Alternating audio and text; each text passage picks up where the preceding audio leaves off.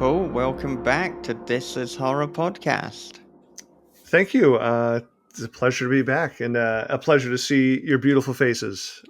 If you're listening to this as a podcast, you just have to imagine their beautiful Yeah. faces. But yeah, Although you probably don't have to imagine because you could go to it's youtube.com true. Yeah, forward slash at This Is Horror Podcast. And, that's been growing quite a lot that's great. recently. So I think more people are enjoying the video interviews.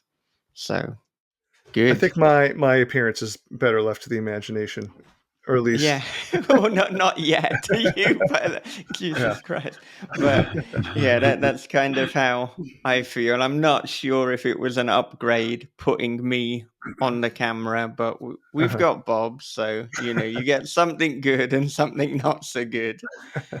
Yeah. But as always, I like to talk about changes since we last spoke, and I Mm. know that a pivotal one for you, the last time we spoke, you're about to have your 1 year sabbatical from teaching, and I believe that you've now had that year, you're now back teaching. So, how did it go? How was that for you?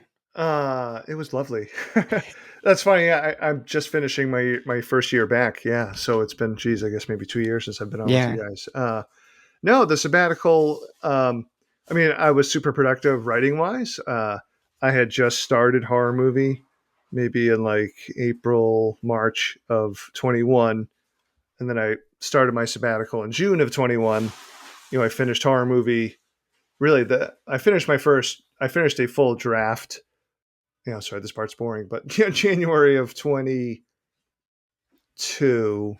Yeah. Uh, yeah, anyway, and then I ended up writing like a short middle grade novel as well. That was sort of unexpected. So no, I definitely got a lot of writing done. Uh, for the first time in my life, it was, other than summers, it was sort of nice to have like a writing routine as opposed to just trying to squeeze in writing when I could. I did find I could write more and for longer when that happened. Um, but also at the same time, I don't know, like I think at a lot of different times, it was like one of the most stressful years of my life.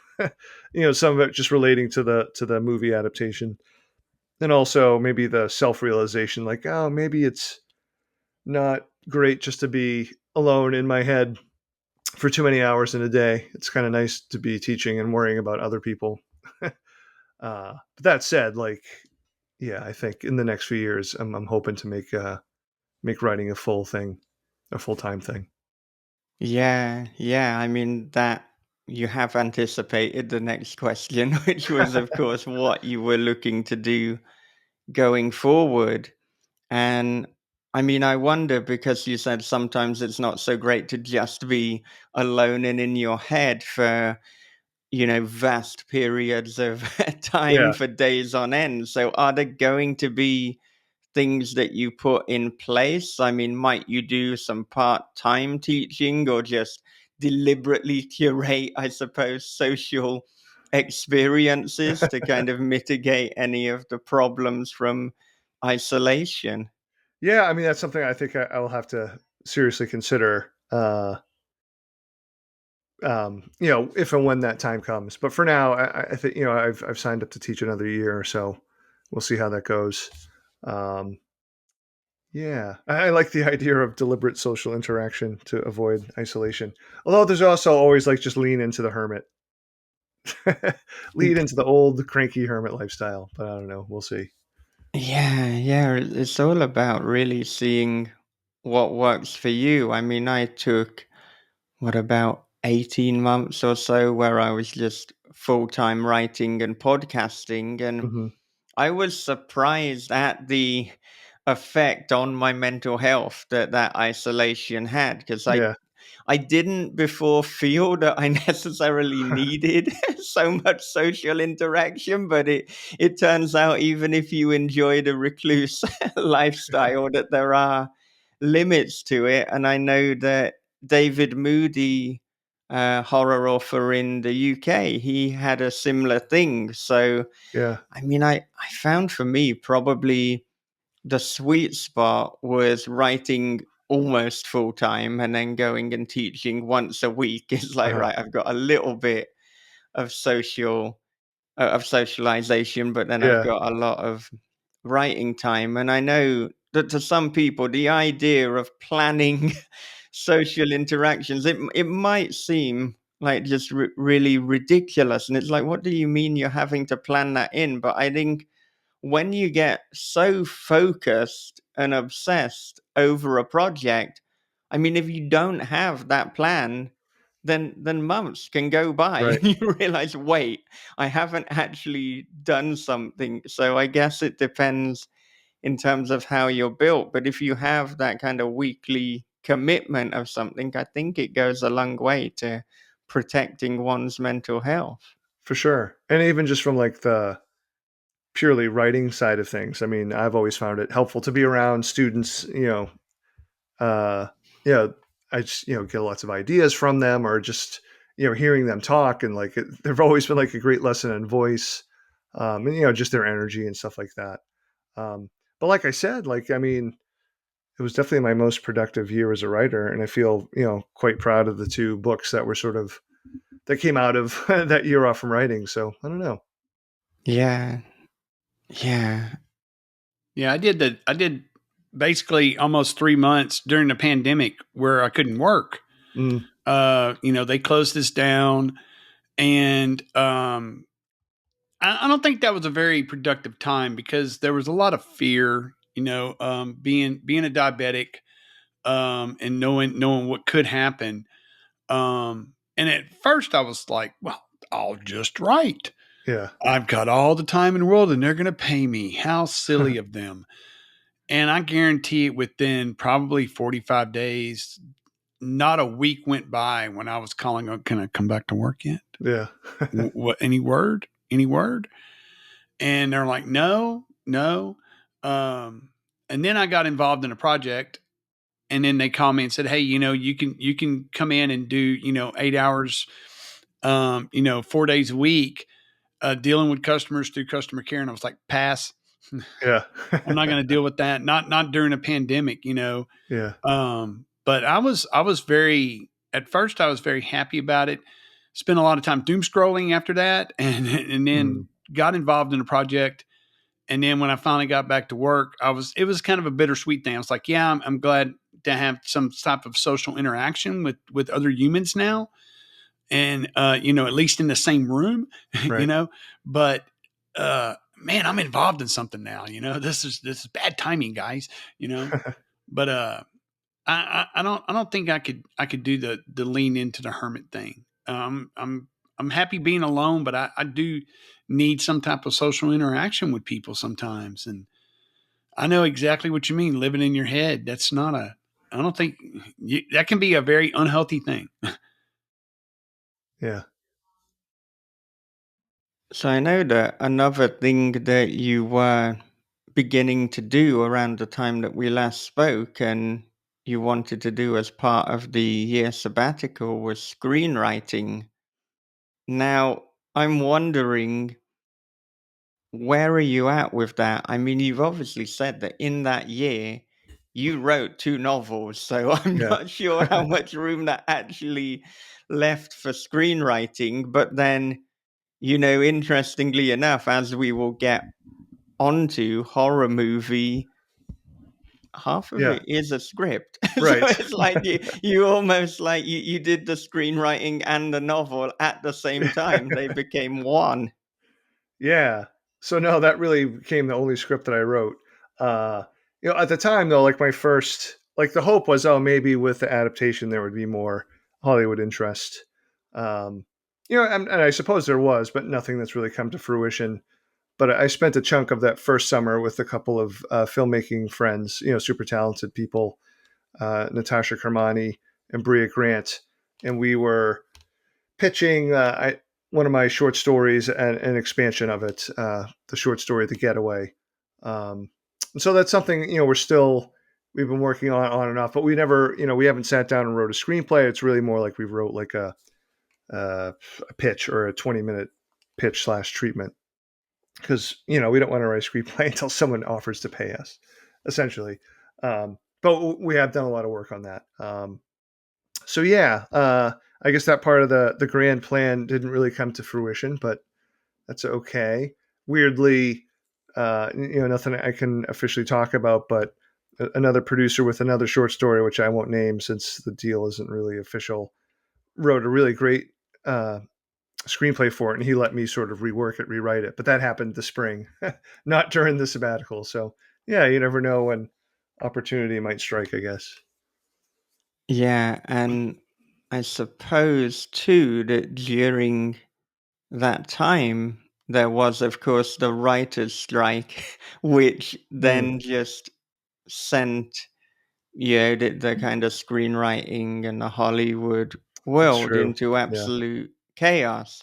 I mean, that I should clarify, and people who have listened to these episodes and long-term listeners know, obviously, the strike was completely the right thing to happen. You know, the absolutely. writers Yeah, weren't being paid fairly. I would argue still are not being paid fairly if you compare it to what the big studios yeah, and the streamers, the producers are getting.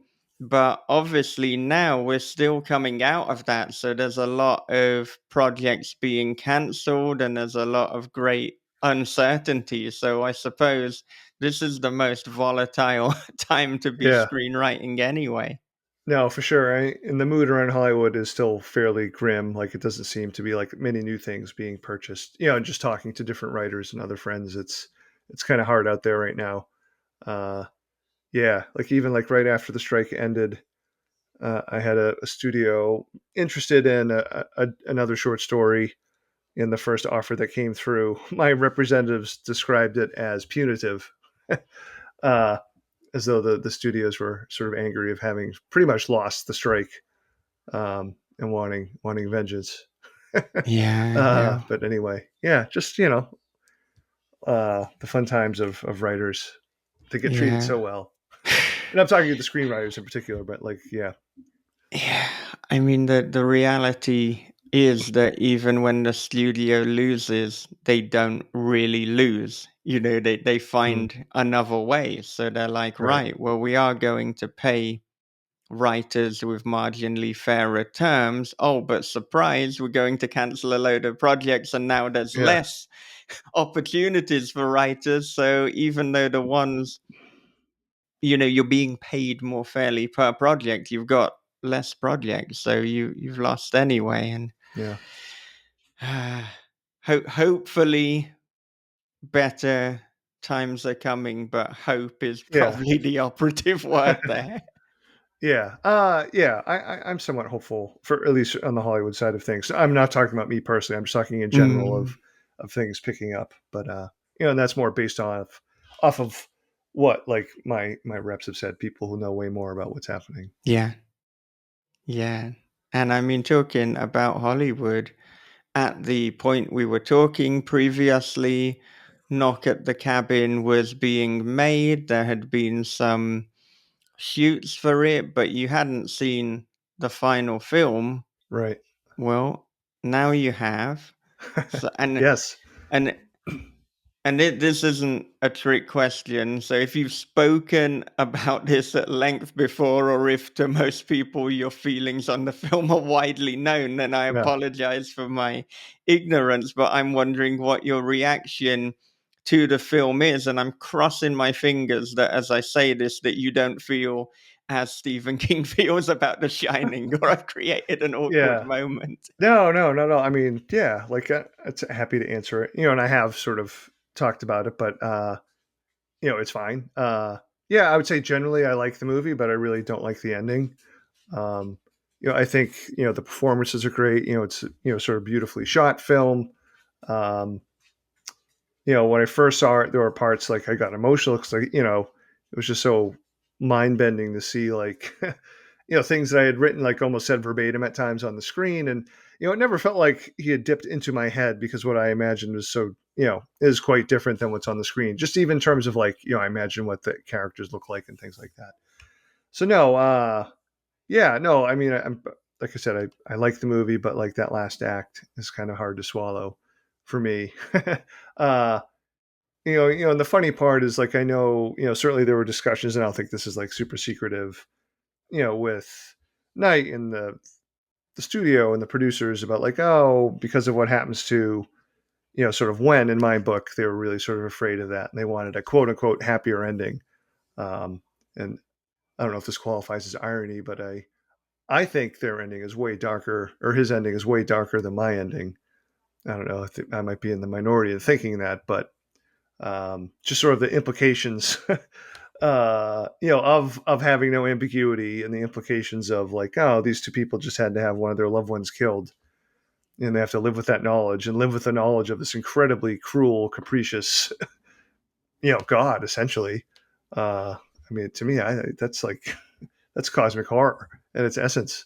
Yeah. Um, yeah, Yeah, let's get into massive spoiler territory. I mean, we sure. kind of already Yeah, yeah, did, because yeah. you said the film ending, but for those who aren't familiar, I mean, let's talk about, the last act of your book, the last hmm act of the film, and just get into complete specifics, if there's a compromise that you would have been happier with, and why we think they went that way.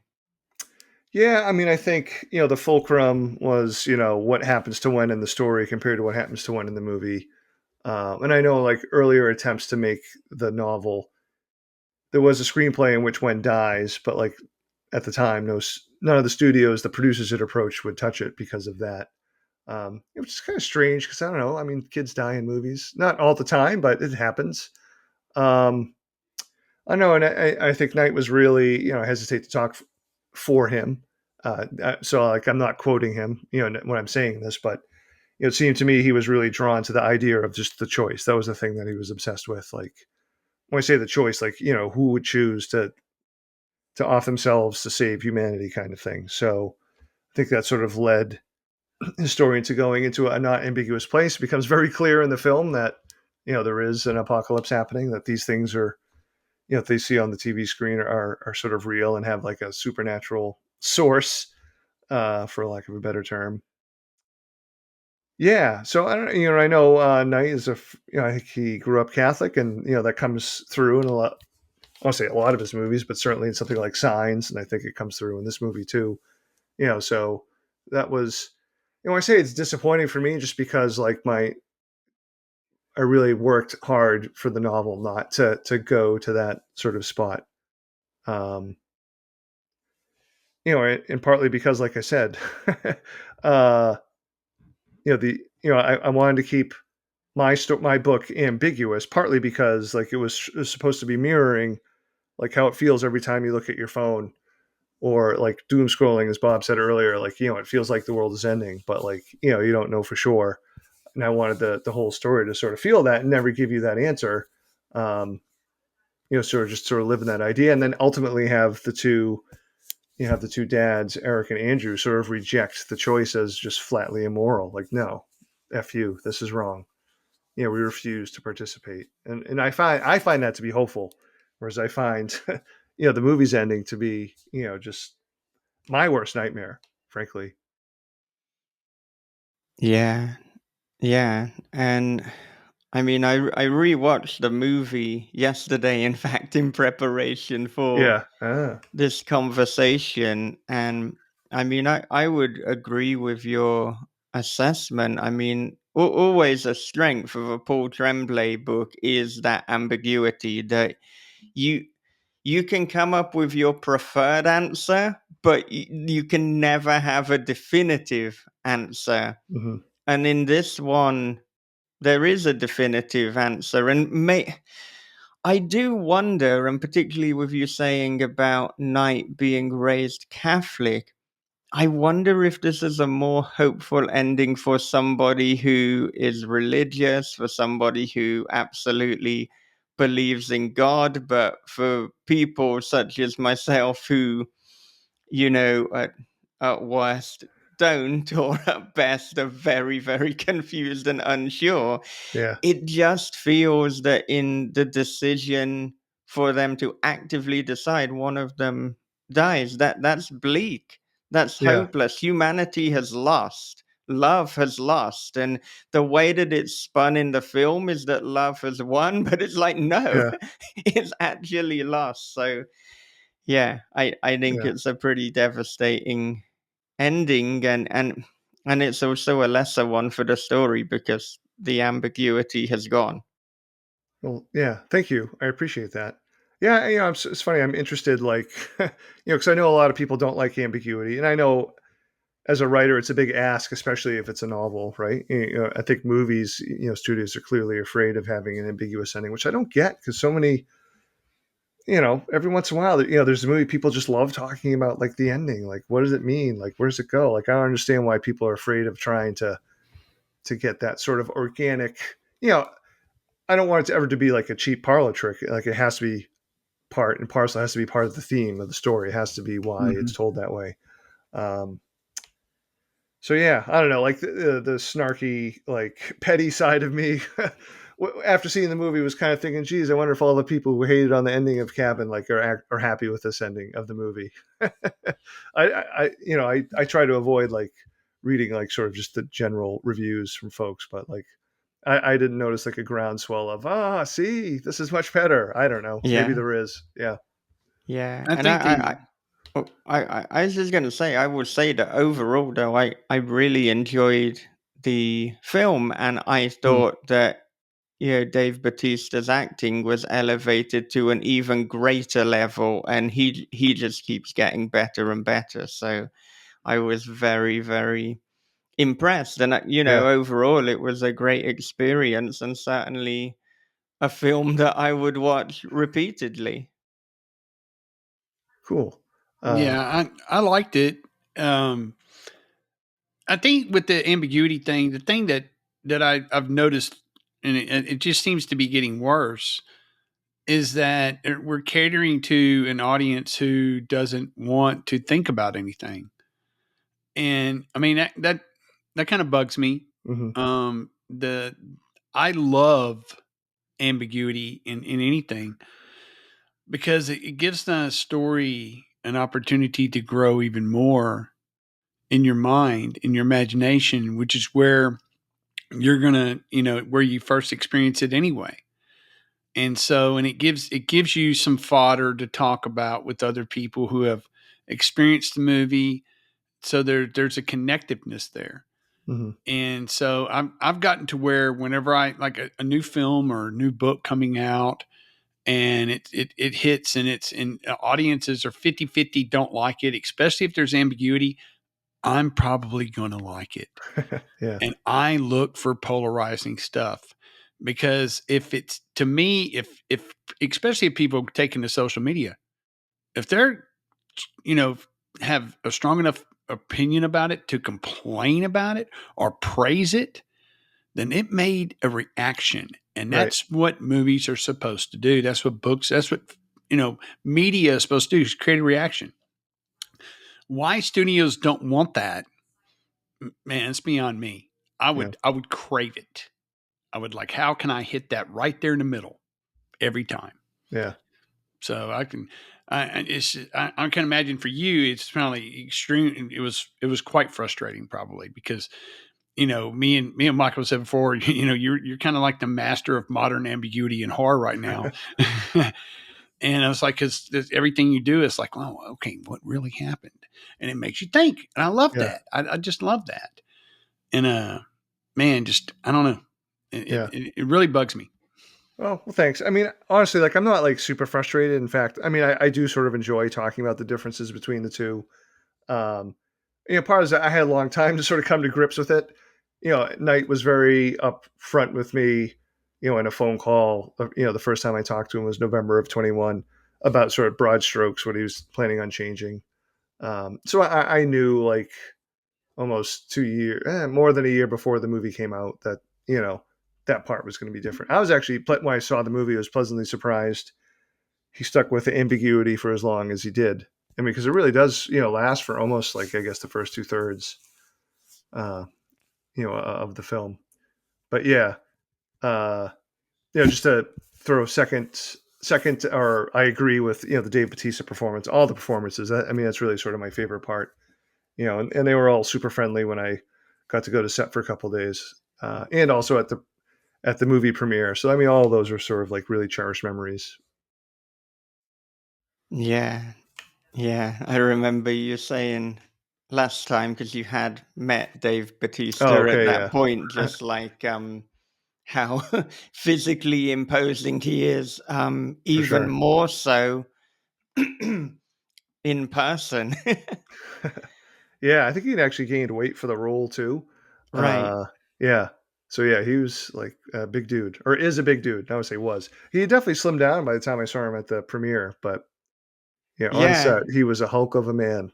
Well, I think, you know, another aspect as to why he's such a good actor is he is like a character actor in the sense that he will get into that mind space. He will change his physique if need be, kind Yeah, of in, the same way people like Christian Bale will. It's like they're gonna, put on the weight or lose the weight, change their right. muscle definition, and obviously being a former pro wrestler, he he's gonna know about bulking and Yeah, cutting. for So sure. yeah, he's in a good place for that. But yeah, he definitely did seem like a meatier dude in that particular performance. Yeah. But another thing. So the last time that we spoke was coinciding with the Pallbearers Club, Hmm. and that seems to be a book that has really divided people in terms of the reaction. And I'm wondering, what your feelings are towards the Pallbearers Club, to the response to that book as a whole. Yeah, that's hard. I mean, obviously, it's hard for me to, I guess, to be objective about that. I mean, it remains one of the favorite things I've written. Uh, and maybe it's the kind of thing I've already feel like I've seen more people sort of discovering it or it connecting with them. It's funny before it came out, one of the U.S. trade publications, the publications that aren't like newspapers but specialize in talking about the publishing industry. One of the trade publications had posted a review that was generally positive, uh, but said like, oh, blah blah blah, interesting, but this is niche, but for people who like it will like it kind of thing. And at the time, I was like sort of really annoyed by that, like partly because like I don't understand like how like well the state of sort of reviewership or reviewing uh today is like, is that even like a review of the book? Like, are you talking about the book, or are you trying to describe like who would like this? I mean, to me, that's not. Again, it's like, for the trade publication, it was probably like a 100-word review at that. But anyway, I don't know. I was a little annoyed by that. I don't know why. Maybe because maybe because I knew it was true. It's very sort of Gen X, and it's a strange, you know, mold. Smashing together of a memoir with something else, with some weird fiction, and probably of the recent spate of novels, maybe the lightest on horror elements, like, because it's not there like on every page. Like there's maybe three big sort of scenes that it works on. So I don't know. Like I'm very thankful, when the book does connect with people. I mean, it sort of really connects with them, which is really cool. And if it doesn't connect with you, I can sort of get it. Like I think a publisher mistake too, at least in the US, was, they were promoting it or publicizing it as like, oh, a psychological suspense, almost like thriller language. And like I can totally see if you were expecting a thriller and you read that, you would be like, wait a minute, this isn't what I was promised. Uh yeah. So I don't know. Like I said, I think it remains one of my favorites. I don't know about everybody else. Like, what are you gonna do? Just try to do the best you can. Yeah, I think in terms of expectations for a Paul Tremblay novel, the only thing one can expect is you're probably going to do something completely different to the previous one, and you're Yeah. going to, almost like reinvent or subvert different tropes and ideas. I mean, a head full of ghosts, and everything you did for the kind of exorcism ghost genre is kind of spectacular. Oh, thank you. And, you know, I mean, if we think about, I mean, yeah, like Cabin was effectively the home invasion Right. No, for sure. novel. Pallbearer's Club, I mean, it's probably very difficult for people to know what to expect because I think we said before, how do you pitch it? It's part memoir, it's part vampire story, and Yeah. but even that, it doesn't really do it justice. But it's like if you like memoirs, if you like vampires, if you like Mark Danielewski, this could be for Yeah. you. Yeah. Niche. I guess it, which is fine. I'll totally accept that. But yeah, no, thanks. Yeah, I don't know what else to say about that crazy little book, but I do love it so.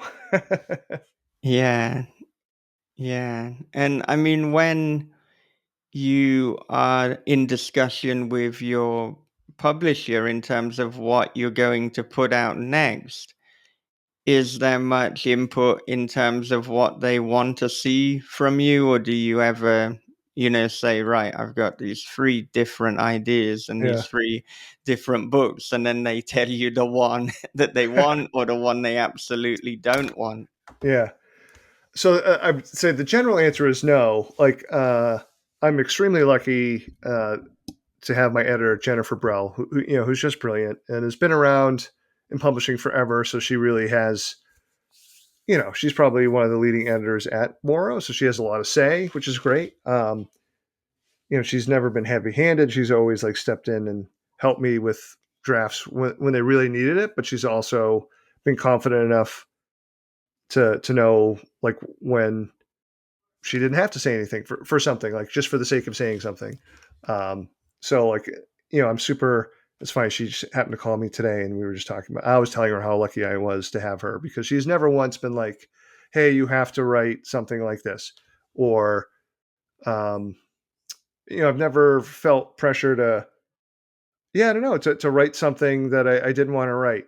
Now, like when I first signed up with Moro and with a head full of ghosts, I didn't know what the second book was. So at that point, I was like, brand new to her and Moro. So I did send her like a whole bunch of stuff thrown against the wall, like 4 or 5 different novel ideas, and we landed together on one. But that was more just like, hey, I want to make sure this relationship works out well. But since then, I'm probably gone too much in the other direction where I just surprise her with things like, hey, look, it's an anthropomorphic animal novella stuffed into this collection. What do you think?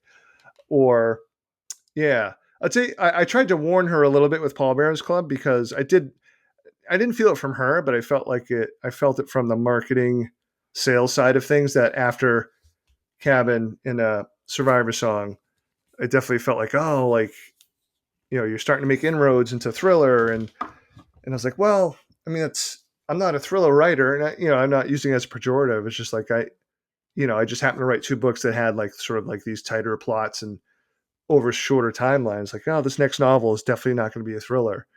And they're like, what do you mean? I'm like, God, I don't want to freak you out. Hopefully, it's still good. I was thinking about the Pallbearer stuff, but in my head, I'm like, this is going to be take place over decades and have a much more expansive inner sort of life. She never balked at it. The only thing that's sort of like this ritual that Jen and I go through is when I turn in something, she's like, does it have to have margin notes? I'm like, yes, read the whole thing and you'll see we need it. Or even with horror movie, after she read like the first 20 pages, like, oh, does it have to be in the screenplay format? I'm like, trust me, read it and then, see what you think. But, I sort of joke, but I know it is an extra ask to the publisher to have to put more into the interior design of it, but I just can't help myself. So I'm sorry that was really rambly, but the short answer is I'm incredibly fortunate that I haven't experienced those pressures that you had described, and I know that is not the case for many a writer. So I definitely feel like the luckiest writer in the world. Yeah, yeah, and I mean the screenwriting, the script format is of course integral to horror movie. It would Yeah, be, I mean, it would be a different book. I mean, it right. would, I don't know. It would be such a different book that it, Mhm. yeah, a different story almost. So Yeah. yeah, but I wonder as well, like kind of hearing you talk about the Pallbearers Club, and before there was Cabin and there was Survivor Song. I wonder whether conscious or unconsciously, if writing something so different was reactionary and a way to be like, right, you absolutely can't put me into the thriller category if I do this. Yeah, I think certainly a little bit, but it was more honestly, just as a writer, I was like, like I've done this like, ticking clock thing for 2 books in a row. I just wanted to do something different. Um, so I don't, for good or for bad, I did something different. Yeah, yeah, which then brings us to horror movie. I mean, there's no question for people about the genre that this one falls under. Yeah, Clue no, it's being, definitely like my most horror book in a while, yeah, but I or fully mean, horror, I should say, or the most horror yeah, in it. Yeah. yeah. And for those unfamiliar, I mean, could you give us the elevator pitch? Yeah, sure. So I guess it's a riff on the cursed film genre, which is, I mean, it's so fun to see like within like the last few years there have been so many cursed film sort of books come out. I don't know, it's just neat that like so many different writers are sort of thinking in the same way, just like tapping into the zeitgeist. But anyway, uh, so in 1993, a group of 20 mid 20s year olds in Rhode Island make a low budget independent art house, disturbing, pretentious horror movie, which is sort of my favorite kind. uh, and something happens on set late in filming that prevents it from actually coming out. So in present day, the man who played the Thin Kid in the original movie, he's never named, just called the Thin Kid. Is the book is actually his? This is not a big spoiler, but the book is presented as his audio book of the Thin Kids. Basically he's narrating the experience on set originally, sort of what happened in the years in between 1993 and present day, because in present day, a studio was trying to remake a larger budget version of this movie. So, it sort of bounces around.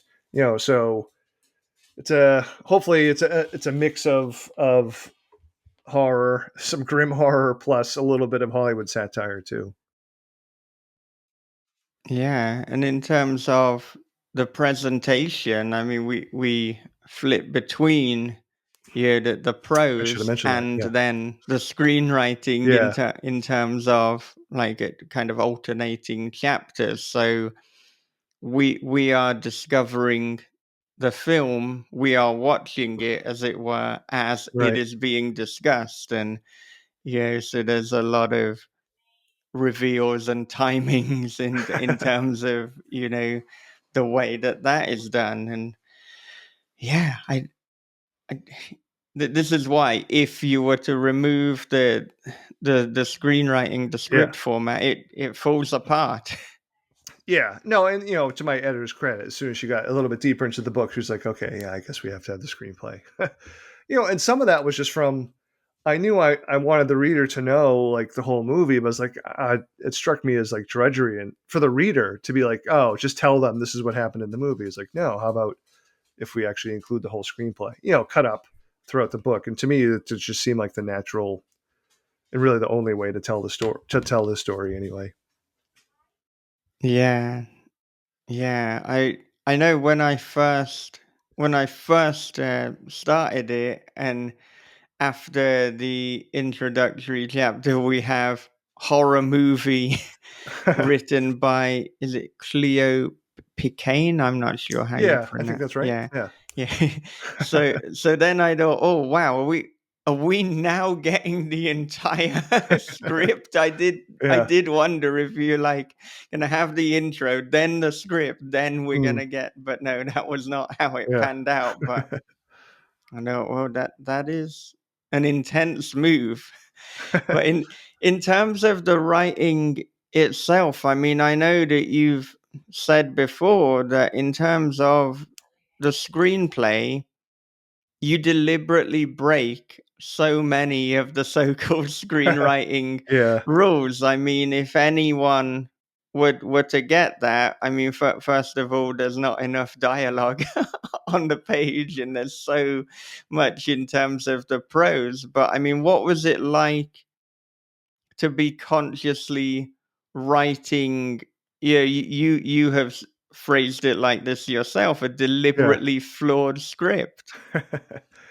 I mean, that part was fun. I mean, honestly, like, since I know nothing about screenwriting, it was like my permission to write like a screenplay that I would want to write. Knowing like, and it's not like every page of the screenplay that breaks the rules. It's just, certain times or there's some interiority. Uh, maybe describing camera angles, like that's sort of a no-no. Um, other little minutia like that, but that I think wouldn't necessarily bother readers. But there are sort of like expansive bits and pieces that you wouldn't, maybe some parentheticals within the dialogue that sort of do more. But I wanted it to sort of like become its own thing. And when I wrote it, uh, what helped me was I didn't write the whole screenplay at once. Like, I wrote it in chunks. I wrote the chunks where I thought they would be. So the preceding chapters of the prose of the action, outside of the movie would help sort of inform, help me figure out how I wanted to approach like the next chunk of the screenplay, if that makes sense. Yeah, so the way in which it is presented is, in fact, the way in which you wrote the book. Right. Absolutely.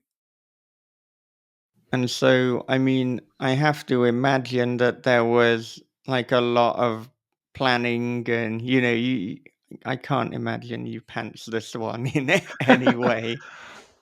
I sort of did this one. Like, because I think we've talked before that, like, for some of my earlier novels, especially, I would write like a plot summary first, but I didn't do Mm. that for this book. I mean, I pantsed the plotting, or like I ended up with an outline sort of, but like I did it as I went. So I just kept like notes with little peeks ahead. Um, and I think that was the way to go with this book. Uh, to hopefully it feels a little bit freewheeling / dangerous at times, if that's the right word. Um, that's what I mean. It felt like to me when I say dangerous, dangerous for me because it's like, oh no, this is going completely off the rails. I don't know, uh, but I just sort of stuck with it. I think that probably helps maintain momentum, and sometimes that's, hey, having that gets the words on the page sometimes more than anything else. Yeah, for sure. I mean, I definitely don't want to do that every time with every book. I mean, for me, it's I'm in this sort of fun for me and weird also that I've written a whole bunch of novels now, and so part of the experience for me now is trying to make each one feel different in some way. So like to do something that feels like, okay, I have to curate this somehow to put me in the mood for this book. And it felt like having this larger notebook. Usually I use like smaller notebooks but also as opposed to writing out as I mentioned, instead of writing a summary first, I thought, okay, this is what I need to do for this book. And that, sometimes that's just a pure artifice, but half of writing is fooling yourself into doing things anyway. So it seemed to work this time around. And you mentioned there being almost a revival of the cursed movie idea. So I wonder if there's something in the collective consciousness at the moment, if there's something going on that is seeing people return to it. I mean, it was very popular in the 90s, particularly the mid and later 90s, but Mm, you are right that up until very recently, it had almost gone out of fashion. yeah, I mean, it's sort of hard to explain. Like, just even like uh, last year, Josh Winning, British author, had burned the negative, and that sort of weird part of that was he sent me his book to ask me to read it for a blurb, and I was happy to do so. And I said, "Well, let me finish. let me finish my draft first because I was in the middle of writing a cursed movie, and he wrote a cursed movie book. So I told him, I was like, hey, I'm going to be done with my draft soon, then I'll read it. And when I read it, the stories are so wildly different, but there's like there was like a few weird like samenesses just in some of the details. Like his movie was in '93, uh, in his movie, like I don't know, a fortune teller, like the paper thing. Apparently, that happened in England as well. But like I don't know, in the 80s and 90s, like kids would make these notes folded up and you would move them around. So anyway, that featured in Josh's novel and mine too. So I wasn't freaked out, but like I gave Josh a blurb because I really enjoyed his book. But I also sent him attached my novel. I'm just like, hey, you don't have to read a blurb this, but I just want you to know there's a couple of things that are very similar. I just want you to read the draft so you know that I just didn't pluck it from your book, which was kind of fun. And, and then Josh was very helpful. He gave me some initial feedback for my draft too. So it was a fun way of tricking somebody into reading my rough draft. Yeah. Yeah, I like that tactic. And yeah, I understand you sending it to him as well, because you're like, oh, I need to show you this now because I Yeah, don't want there to be any sure. doubt that I Yeah. didn't take this. But yeah, I guess that's the danger of, you know, reading one another's work. But I always think as well, like, even if, all three of us were to be given a synopsis and told, right, write Oh that yeah. novel, it would be so wildly different because we're the ones approaching it. So, I mean, when people say, oh, this person stole my idea, it's like, well, I, d- I mean, I don't think there's that many original ideas anyway, so Right. I'd refute that. But it's like you can take the same idea, but you can't take the voice. That Right. is what makes it uniquely you. Absolutely. No, and even like here in the U.S., Craig DeLuey has a novel coming out a week after mine called "How to Make a Horror Movie and Survive." Um, with almost like similar font and cover. Yeah. Uh, I just started dipping into it today, and it's a lot of fun. Yeah, again, totally different story, and it was never a concern for me that it wouldn't be totally different and fun and new. Um, so yeah, I'm just glad like all these publishers are like, yeah, let's throw out some more cursed movie books. Yeah. I mean, because there's uh, what there's an interesting appeal to that thing. Like I don't know, I'd love to hear your guys' opinion on that. Like the appeal, like why so many people are interested in the quote unquote cursed movie, or even like sharing the legends that the Exorcist was cursed or Poltergeist was cursed. Just what is it about horror fans that want not only want their movies to be scary, but like they seem to be attracted to the idea of not only is this a scary, this is actually in real life cursed. I don't know. I mean, I think my first experience with that cursed thing was Ancient Images by Ramsey Campbell, Mm, where there's, a researcher who's looking for a lost, or has someone has found a lost Karloff Lugosi film. And it's been a long time since I've read the book, but I know that was kind of like my first instance that I remember reading that. hmm And I was like, I don't know, there's something attractive to cursed things. It doesn't necessarily have to be a cursed film. And then I didn't really see anything too much after that. I know that there's a book called Flicker, um, that I can't remember the guy who wrote it. mm. I have it and it's massive. I have it on my Kindle. It's taking up so much space, but I think it's like 500-600 pages. Oh And wow. then we have Night Film, which is not really a cursed film, but about just some extremely weird stuff going on Right, with right. that particular director. But probably to me, Cigarette Burns from Master of Horror series, John Carpenter's Cigarette Burns, short, a film that people watched this film and went mad. Mm, And I don't know, there's something about that, and that's what that came out like what in the late '90s, early 2000s. think so, yeah. So here we are 20 years later, and we have like 3 books already that have cursed films. It's like, it's like we're bringing it back. I don't, um, I just I think that there's like a general attractiveness to things that are cursed, And then, the reality of like The Exorcist, all these people got hurt, or, whatever, man. It's like, what? It's like, let's list out every single coincidence we possibly can. I bet you I can find a romance film where people got hurt. Yeah. I mean, so it's not just that. It's just, it's horrible, man. It's cursed. I don't know. I Yeah. don't buy No. it. It's interesting to read about and watch, and like in documentary style. But nah, I don't know. What do you think about that kind of stuff, Michael? Well, I think, the one glaring omission is, of course, Ringu, which came out in Oh 1998, and yeah, then, yeah. Koji Suzuki's novel before that. Mhm. I think if you think of the cursed Yeah. videotape, that is the one Right. for Yeah. me. And I think that did, spiral a lot of knockoffs, which is ironic phrasing because one of the sequels was called Spiral, but never Hmm. mind. Um, and like the question as to why are we attracted to these cursed videos?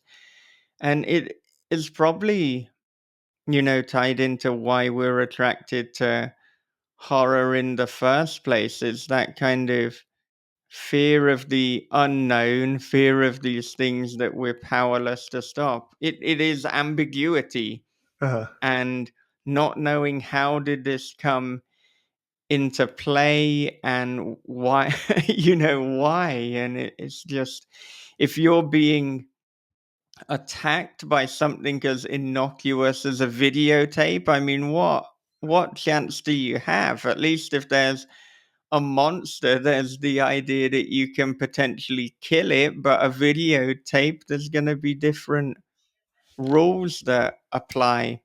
I suppose, too, I mean, as technology has advanced, there's like a fear of technology. So then just making that more literal, making mm, it not only be a concern, but it is now the antagonist. But I mean, maybe the why we're attracted is unimportant, and what is important is that, yeah, I absolutely love them. And I know that if I see, a book or a, a, a film coming out that has the cast tape, then I want to see it. I want to yeah. consume it. Sort of like a King in Yellow riff, right? Yeah. Although Yeah. I don't like. I have no idea if this is holds any water or not. But I think maybe we're seeing a spate of these books coming out now, partly because it's also a reflection of genre fandom in general, like how intense it's become and how pervasive it's become, um, and sort of like I guess the demands of that, maybe on the creator. Uh, and I say that with like horror movies started with me being a total Texas Chainsaw Massacre fan and going into a rabbit hole and like after seeing a YouTube video or two people discussing it and like, oh, I want more information, I want more, like to a point where like it's this weird, and I think it's sort of and I say this as a fan, like wouldn't that be cool if it just slipped over into reality somehow, just a little bit, like even if something as horrible as the Texas Chainsaw Massacre, there's something like of loving this piece of sort of art so much that you want it to bleed over into your life a little bit. And I think that comes out in horror movies somewhat, like that fear or that thing, with, there are a couple of chapters where the Thin Kid's at a convention, right? Dealing with that a little bit. I mean, it's certainly like, the weird idea that this movie that was never screened is now like this weird cult phenomenon because of the little bits of pieces of information that's gone out there. So yeah, I think there's definitely something to sort of our internet, overexposed art, overexposed media, overexposed lives that I think is sort of bringing our interest back into the cursed film or the cursed piece of art sort of story. Hmm.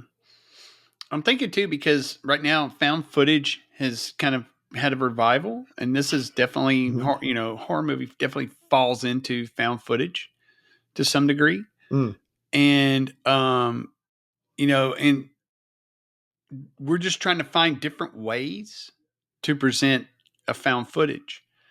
And so I think, yeah, is if horror movie was made into a horror movie, it would probably, there would definitely be some of that, those scenes that were released, on Yeah. YouTube would be part of that. And and it's, I think there's something about lost films or found films that, I mean, think about it. If someone actually found London After Midnight, like an actual restored copy, it is the most famous, lost film Mm. ever. And if they found that, one, it would be worth, a lot of money, millions. But just the internet um, horror fandom upheaval that would cause would be massive. So, and every once in a while, someone will pop up saying, "Oh, it was found in Switzerland," and it's like, no, no, it burned in a fire, and it's gone. And if there is a remaining copy, whoever has it is rubbing their hands together, going, "It's mine," So, but to I've always thought that would be like a really cool story. Is some researchers get it like a real thing that would be in it, and then it's actually a cursed film. Wow, see how Yeah. popular You that could should be. have shared Yeah, that. Yeah. yeah. So yeah, but to me, I think a lot of it has to do with found footage being kind of hot again, and everything cycles. Mhm. So yeah, it makes sense.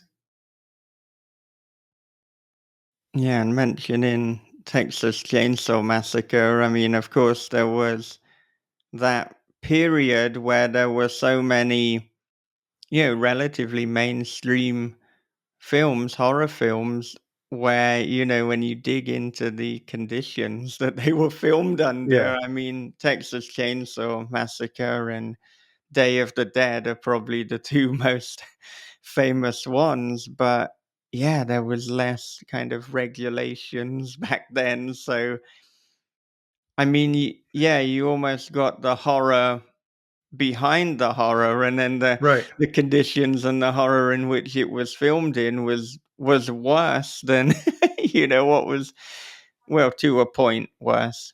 I mean, nobody was Yeah, yeah. actually. No, 100%. Uh, you know, when I read Chainsaw Confidential, which was Gunnar Hansen's book on his experiences on set, yeah, I mean, that's the thing that I was endlessly fascinated by. It's like, here's this movie, as you said, where they took not only, they took all sorts of risks, financial risks, but also, physical and probably mental risks too. I mean, there were plenty of scenes that were way too dangerous with what they were doing with the chainsaw. And I was just fascinated at the idea of, okay, one as a writer who generally works alone, like the idea of the collaborative thing, right? I was, very interested in, okay, like how does this collaborative thing work, and like how does it work, especially when they start all moving toward like blurring lines of safety, or blurring lines of like, hey, when does they're making these group decisions that are maybe beneficial for this thing they're making, but at what risk to individuals. um, yeah, and I was just really fascinated by that sort of idea. Yeah, and I mean, you don't often hear about that so much these days. I mean, that's a good thing. Yes, Although, yeah, I know that the film Prisoners that came out in 2013, I read the other day that, I mean, I don't know, have either of you seen it? I have not. Yeah, so it's about there's a guy's daughter who goes missing, and the guy decides to take the investigation into his own hands rather than let the police take care of it. And well, I mean, it's called Prisoners, so there's a clue as to what's Yeah, going yeah. on, but there's a bit where Hugh Jackman is getting very intense with the person who he suspects kidnapped his daughter, and he went off script and like just started getting so intense and like kind of brandishing weapons that the Oh, person who was playing the prisoner actually was like physically shaking and getting quite a reaction to it. Now, it made for great cinema, I'm not sure that ethically it was the best, but Yeah, it certainly created a moment. And I guess that, rightly or wrongly, there is something fascinating just for us as human beings to hear about, these moments and these things that weren't really meant to be. absolutely. Yeah. I mean, I wonder if, in a way, it's kind of linked to why people are so interested in true crime and in Mm. true crime podcasts and documentaries. Not that I am likening what Hugh Jackman did off script to being Jeffrey Dahmer, just so Yeah. we're clear on that. But you should both see Prisoners. Okay. Many people don't seem to have seen it. I don't know. Did it Yeah, not get a I don't wide even think release? I've heard of it. Yeah, that's interesting. It's directed by, I always get the pronunciation of this guy wrong. He did Dune and Blade Runner. Is it Oh, Dennis? really? Dennis? Villeneuve? What's his second Yeah. name? That's the I can do the Dennis Yeah. part.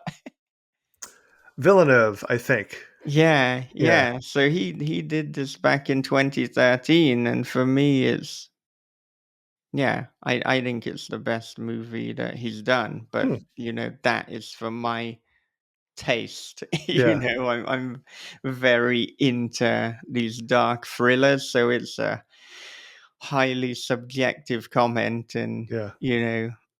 probably many people disagree, seeing as he's done Dune, Blade Runner, and Arrival, which is a pretty strong trilogy. Yeah. Well, I'll have to check that out. Yeah, yeah. So another integral part of horror movie, and indeed of many horror movies, is the mask. And Mm. I wanted to talk about when you knew this was going to feature in the story, and then just kind of the significance and representation of masks in horror in general. Yeah, I knew sort of like right away, like when I started thinking about like what I was going to write, that yeah, the thin kid would be sort of this masked figure. Um, and also sort of at the end of like, because it was filming in '93, which was before Scream. Yes. I made sure it was before Scream, but still sort of at the end or the tail end of Yeah. the '80s sort of slasher cycle. So, you know, these young filmmakers would have the knowledge of all these sort of masked killers. Um, so yeah, and as far as the second question, that's kind of hard to answer because I think my answer would be really obnoxious. Just be like the book horror movie is sort of like me thinking about masks. There's a bunch of characters at a certain time talk about like sort of what being behind a mask means, sort of like some of the power that it can give you, and you know what maybe even like sort of the power it has over like the viewer too. I don't know. I mean, for me, that was sort of like fun to explore. Because for me, like my favorite, like I'm not a huge slasher guy. Obviously, I've seen most of them, and there are some that are obviously universally great. And I would say we already mentioned Texas Chainsaw Massacre, and maybe folks we haven't made fun of anybody yet. I'm not making fun of him, but I think Stephen Graham Jones would maybe argue against Chainsaw being an actual slasher movie. uh, according to his slasher rules, which I do not want to break because then I would probably end up in his murder basement.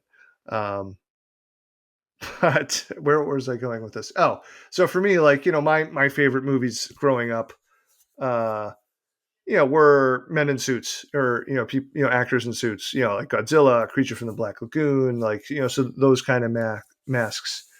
And without maybe getting too spoilery, it's a little bit of a the mask in my story. Maybe it's a little combo of both. I'm not sure. Well, I am sure. I'm just saying that to be ambiguous. I would say the other thing I was 100% sure about was I did not want any of the book's artwork to have a mask on it. Because one, I felt like it probably wouldn't look great. And also, like, I didn't want any particular image, any visual image that's on something to be, oh, that's going to be fixed in the viewer or the reader's, I said viewer's head, the reader's head because I thought that was really important to the story, that every person who reads this sort of has their own image of what the mask is. I mean, they'd all look similar, but probably a little bit different ultimately. Um, that's not to say, I mean, I love having art in books, and and usually I'm asking my publishers, can we have art for certain things? But this is like the first time I was like, we cannot have a mask on the cover or anywhere near it. And for the reason I sort of described, because I thought that was very important. Yeah, yeah. And I mean, it makes me think how you'd go about doing that if it were to be adapted into a film. Mm, I mean, because it is kind of the dilemma as to whether to show the monster or not. This is sure. like whether to show the mask. I mean, if you don't in the film version, it is Yeah, somewhat challenging. But I suppose if you have the thin kid in kind of like shadow, and so like it's like kind of partially obscured, and that there's ways of going about it. absolutely. If someone Mhm. were to just throw a pile of money at me and say, "Hey, Paul, direct this," even though you don't Yeah. know what the hell you're doing, I mean, it's sort of like you just sort of said how I would approach it. Like I would want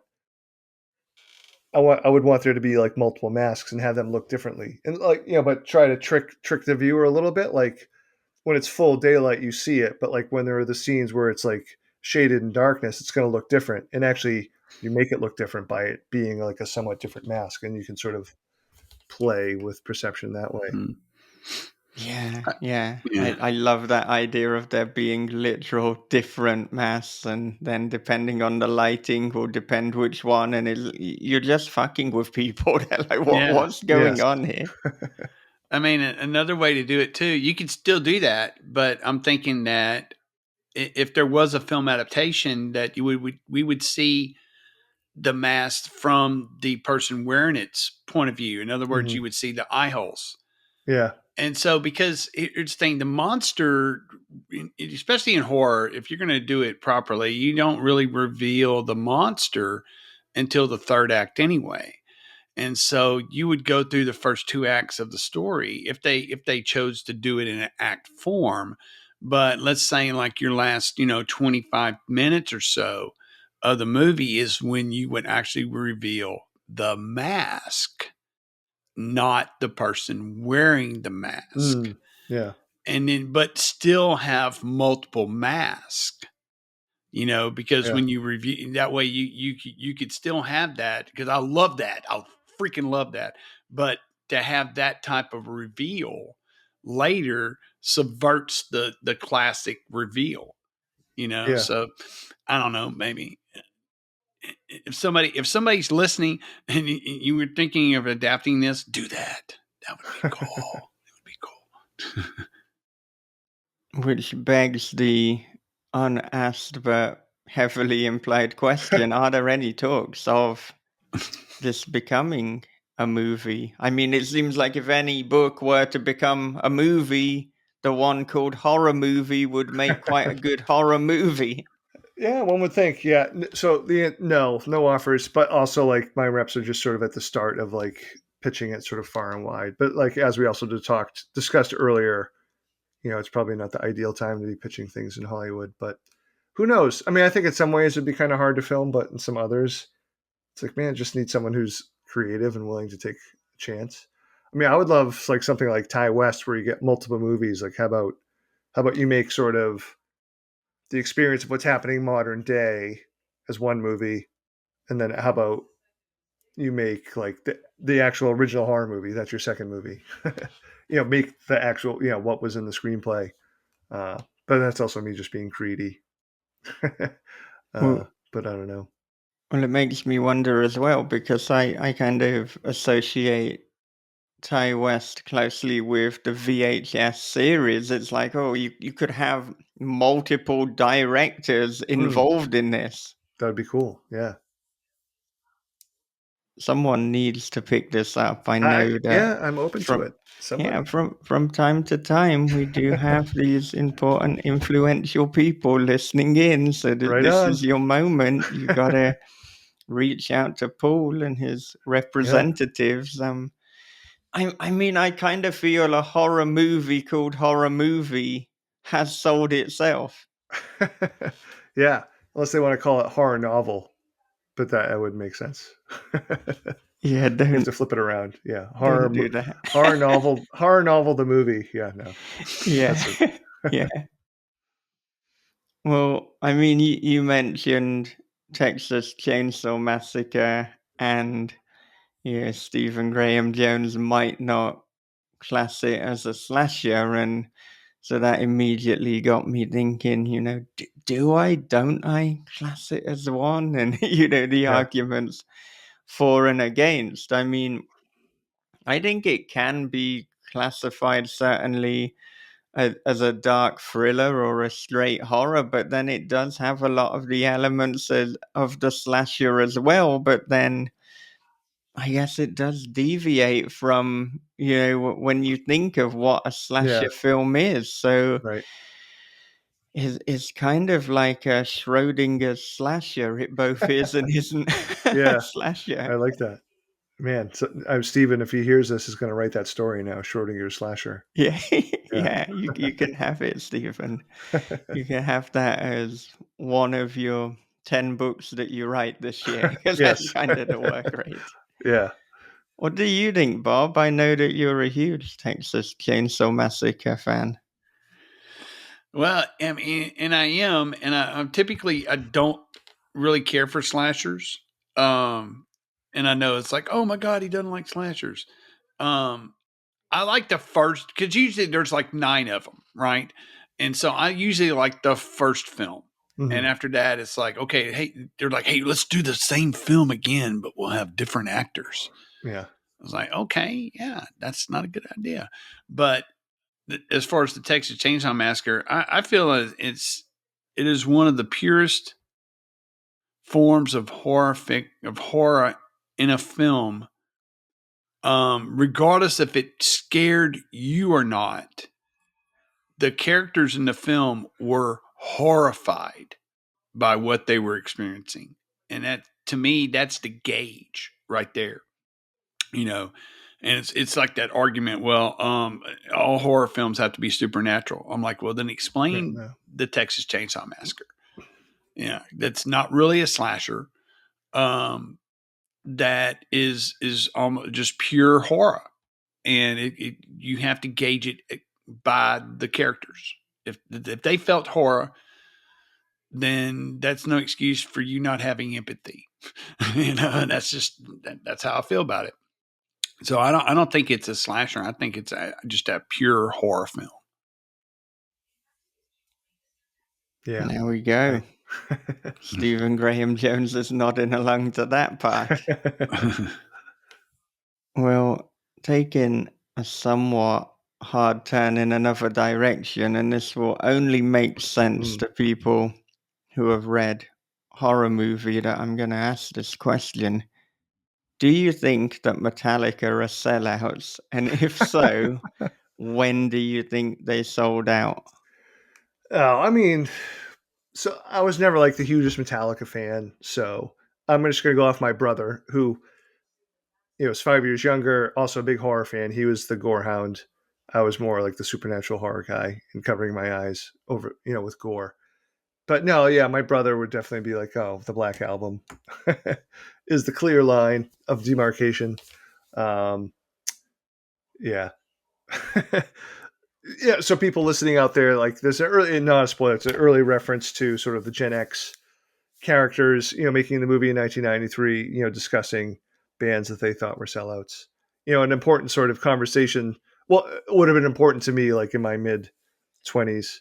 And I thought that was sort of important to mention with the characters as a way of like putting them in 1993. I mean, because it's funny, like I don't know, like I think we're all close to the same age, but for me that was like such a formative thing of like, sort of the group that I was a part of in the 90s. When I was going to like punk and alternative shows, like the idea nothing could be worse than being a sellout. Um, and that notion doesn't even really exist anymore. It's funny. Not that I would, my kids are both very artistic.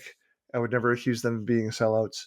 But I once asked my daughter what she thought, define the term sellout for me. And she started off by saying, it's like, well, it's when someone has an established brand and they sort of go against it. And I was already cringing at the word brand.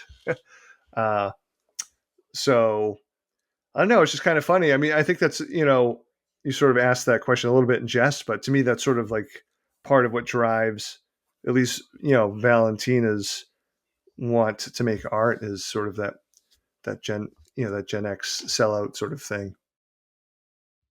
Yeah, yeah. I mean, I think in terms of like definitely going away from the style, let's say style, because brand is overused and Yeah. only came into parlance about 10 years ago anyway, if that. But I mean, because they were clearly making thrash metal in the vein of, Slayer and Anthrax as well, and Hmm. obviously Megadeth, but Hmm. Dave Mustaine being an original member. But yeah, then the Black Album, it was definitely a lot more commercial. It was a change of pace, but yeah, it is a great rock album. It's just, Yeah. very different to what they did before. Um, they've had an interesting career. Yeah. The low point being Saint Anger, which I just think I know I Bracken would. McLeod will fight people over Saint Anger. I think that's right. Or like, I don't think he's going to fight people over it, but I think he likes that album. He I don't know. So like does. Yeah. yeah. So like, it's obviously like easy for us to, sort of dismissively say, oh, this is when they sold out. But I mean, there's that, as an older sort of writer now, like I've written a bunch of books and it's like, I would like, I would hate it for people to be like, oh, this is when he sold out. Yeah. That'd be like, oh, like where's artistic growth? Like, when we say Metallica sold out, but at the same time, I think we would criticize them if they had made like the same album over and over again. So it's almost like a no-win situation in some ways. I mean, some people might, but I'm very Yeah. happy that Motorhead made the same album again Sure. and Yeah. again Yeah. for decades, and one could argue the same with Slayer. But I mean, Hmm. for yeah, what kind of makes the Metallica situation complicated is that I do think that the Black Album is a great album. It's just a Mm. very different album. So I don't know, is that selling out, or is that just having a change in direction? And Yeah. then to add further complication, I mean, after Saint Anger, the three albums after, they've been going back to a more Yeah. thrash metal style. So, I think there's a number of actors. I think maybe John Travolta was one of them, who like kind of his pattern was to do a film that he really cared about and then to just do a film for the money. And I suppose maybe the novelist equivalent would be taking like a kind of franchise, like like a movie tie-in or a video Yeah. game tie-in, and doing that purely for the money, then getting some money and writing the project that they really care about. And Yeah. I don't know if there's anything wrong with that. And if No. there is, then maybe writers need to be paid more. So we've gone full circle to Yeah. Yeah. where this No. No. It is conversation interesting. started. It's more musicians that would get that label. I don't think I've ever heard people discuss actors in that way, uh, which is interesting. Um, yeah, and maybe not so much writers either.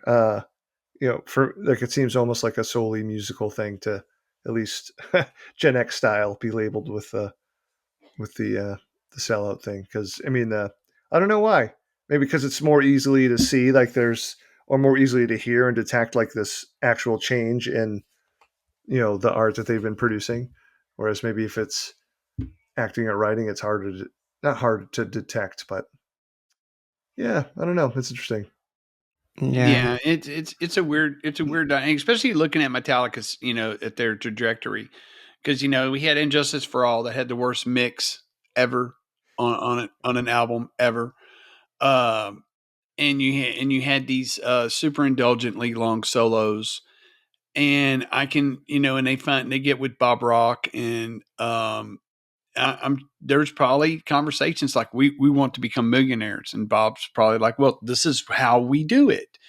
And there's probably a little bit of mental wrestling Mhm. with having to deal with the fact that they're going to make their first music video. And that was when when the Inner Sandman video came out, which I liked, and I liked the song. The word sellout, it came out of my brain. I'm like, oh, look, Metallica made an actual video. Yay, they're sellouts, you know? And, it's, they didn't do, I think that they had a video for one, Mhm. but there was really kind of performance in there, and they had, Yeah, yeah, Johnny Got His Gun. And I forgave them for that, because I thought it was a very, very well done video, especially pulling in parts from that film, yeah, And so I'm like, okay, so that's pretty cool. But then they have actually like a concept video. It's like, oh well, yeah. But then you got to look at their other trajectory. They got load and reload. I mean, these albums were definitely children of the '90s albums. They had this yeah, very alternative style. Um, but it was still kind of edgy. I mean, the album covers are body fluids. yeah, So, I mean, it's like, there's still this kind of, hey, yeah, um, were they contractually obligated to put out those albums? And they just said, what are you doing for album covers? Well, we're going to use body fluids. Don't worry about yeah, it. So, but yeah, they've come back full circle, because full circle means that people are actually liking their stuff. It's just taking them a long time to get to where they're comfortable again, you know. mhm. But I don't know. I don't feel they're sellouts now. I think they've kind of come back, you know.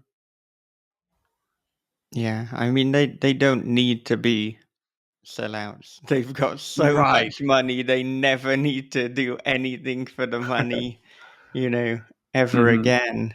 And I mean, Saint Anger was an interesting one because I think they were trying to kind of jump onto the new metal kind of train, but also had their own spin. And obviously, that was a very turbulent time where the band were, going through some issues to Yeah. put it, lightly.